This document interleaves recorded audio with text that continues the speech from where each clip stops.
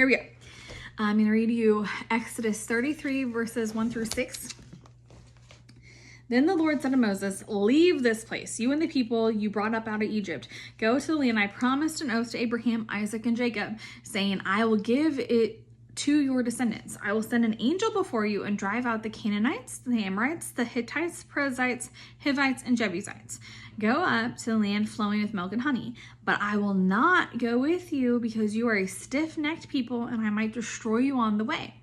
When the people heard this, how far am I going? Yeah, through 6. When the people heard these distressing words, they began to mourn. No one put on any ornaments, for the Lord had said to Moses, tell the Israelites, you are a stiff-necked people.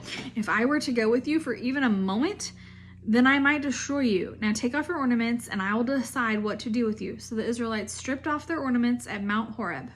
Okay, so why is God angry here? In the previous chapter, in chapter 32, Moses was on the mountain receiving the 10 commandments from God. And the Israelites, they made this idol and they started to worship it. So basically, the Israelites are breaking the covenant that God is making at the same time.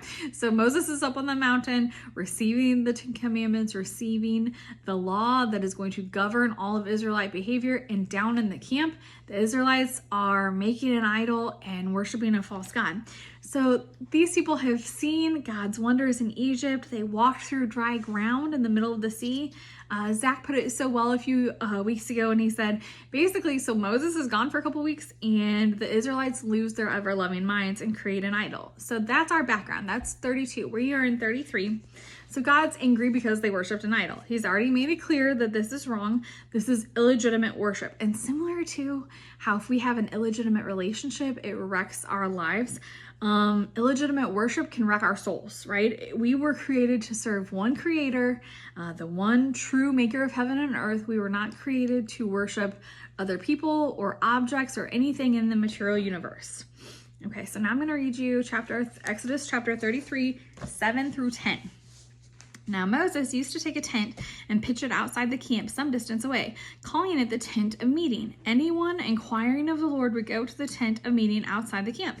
Whenever Moses went to the tent, all the people rose and stood at the entrance to their tents, watching Moses until he entered the tent.